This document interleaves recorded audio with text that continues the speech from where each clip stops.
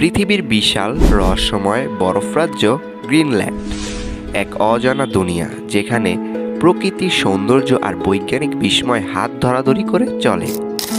কিভাবে টিকে আছে এখানকার মানুষ, কী রহস্য লুকিয়ে আছে এই হিমশীতল ভূমিতে, আর কেনই বা এই অঞ্চল বিশ্বজুড়ে এত আলোচিত। পথিকের এই চ্যানেলে আমরা উন্মোচন করব গ্রিনল্যান্ডের অবিশ্বাস্য প্রাকৃতিক বৈচিত্র্য, বৈজ্ঞানিক বিস্ময় এবং স্থানীয় মানুষের জীবনযাত্রার গোপন রহস্য। গ্রিনল্যান্ড নাম শুনলেই কি আপনার মনে হয় এটি সবুজ?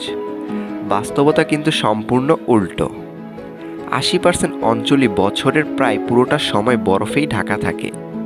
তাহলে এর নাম গ্রিনল্যান্ড হলো কেন? আসলে এই নাম দিয়েছিলেন এক ভাইকিং অভিযাত্রী এরিক দ্য রেড, যেন অন্যরা এখানে আসতে আগ্রহী হয়। তবে বাস্তবতা হলো এটি বরফের এক অনন্ত প্রান্ত। এটির আয়তন 2,75,600 বর্গ কিলোমিটার। এই দেশের জনসংখ্যা মাত্র 56,000। এর রাজধানীর নাম নুক। গ্রিনল্যান্ডের 3 ধরনের ভাষা ব্যবহার হয়ে থাকে: গ্রিনল্যান্ডিক, ড্যানিশ এবং ইংরেজি। এখানে শীতকালে সূর্য মাসের পর মাস ওঠে না, আর গ্রীষ্মকালে রাতেই সূর্য দেখা যায়। গ্রিনল্যান্ড মানে বিশাল হিমাবাহ এবং বরফের নিচে হাজারো বছরের পুরনো রহস্য। এখানে গ্রীষ্মে সূর্য প্রায় 24 ঘন্টাই আকাশে থাকে, আর শীতে মাসের পর মাস সূর্যের দেখা মেলে না। আর রাতের আকাশ, সেটা যেন এক স্বপ্ন রাজ্য। নর্দার্ন লাইটস বা অরোরা বোরিয়ালিসের নাচ দেখতে হলে এর চেয়ে সুন্দর জায়গা আর নেই। গ্রিনল্যান্ডের 80% অংশ বরফে ঢাকা, আর এই বরফের স্তর গড়ে 1.8 মাইল পুরু। এখানকার শীতের রাত এত দীর্ঘ যে 4 মাস সূর্যের দেখা মেলে না, আর গ্রীষ্মে সূর্য কখনো ডোবে না।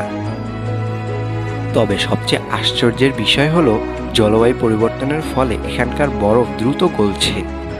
বিজ্ঞানীরা বলছেন এই গলন্ত বরফ যদি পুরোপুরি গলে যায়, তবে সমুদ্র পৃষ্ঠের উচ্চতা 23 ফুট পর্যন্ত বেড়ে যাবে, যা উইকিপিডিয়া এবং আন্তর্জাতিক বিভিন্ন পত্রিকায় তুলে ধরা হয়েছে। এখানে তাপমাত্রা 50 ডিগ্রি সেলসিয়াস পর্যন্ত নেমে যেতে পারে। পৃথিবীর দ্বিতীয় বৃহত্তম বরফ চাদর এখানেই অবস্থিত। গ্রিনল্যান্ডের বরফের নিচে এমন হ্রদ পাওয়া গেছে যা লক্ষ লক্ষ বছর ধরে বরফে ঢাকা ছিল। গ্রিনল্যান্ডের ইতিহাস হাজার হাজার বছর পুরনো।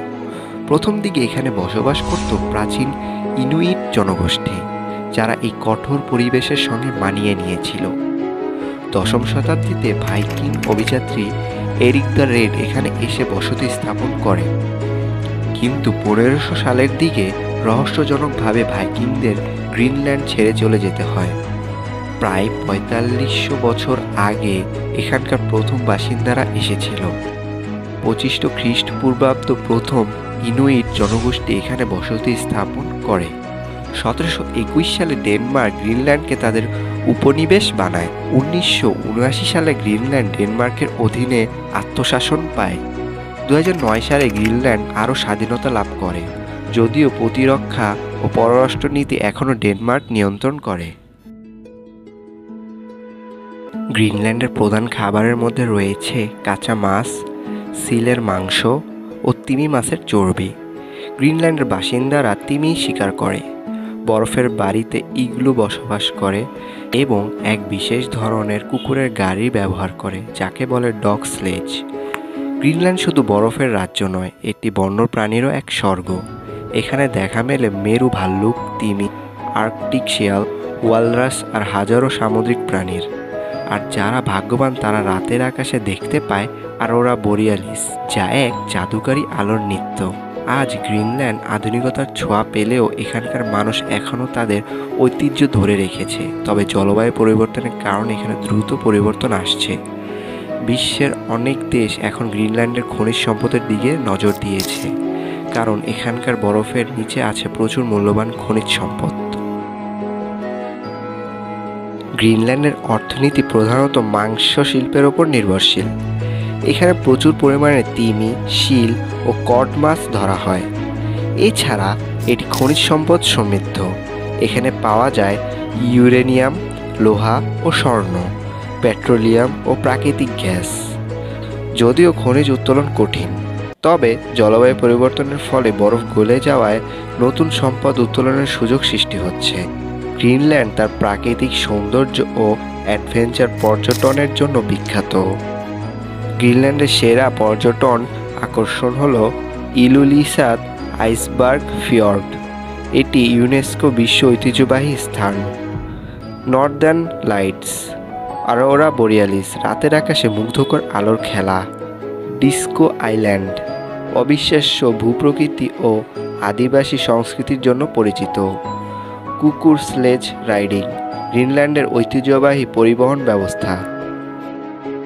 গ্রিনল্যান্ডের ভবিষ্যৎ কিছু বড় চ্যালেঞ্জের মুখোমুখি। জলবায়ু পরিবর্তনের ফলে বরফ গলে যাচ্ছে, গ্রিনল্যান্ডের স্বাধীনতা নিয়েও এখানে প্রশ্ন তুলছে। ভবিষ্যতে আমেরিকা অথবা ডেনমার্ক দুই দেশই এই গ্রিনল্যান্ডের স্বাধীনতা নিতে যাচ্ছে।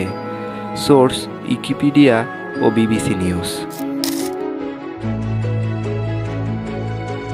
গ্রিনল্যান্ড শুধু বরফের দেশ নয়, এটি আমাদের ভবিষ্যতের একটি গুরুত্বপূর্ণ অংশ। আপনি কি কখনো এখানে ভ্রমণ করতে চান? কমেন্টে জানিয়ে দিন। ভিডিওটি ভালো লাগে লাইক দিন, সাবস্ক্রাইব করুন এবং শেয়ার করতে ভুলবেন না।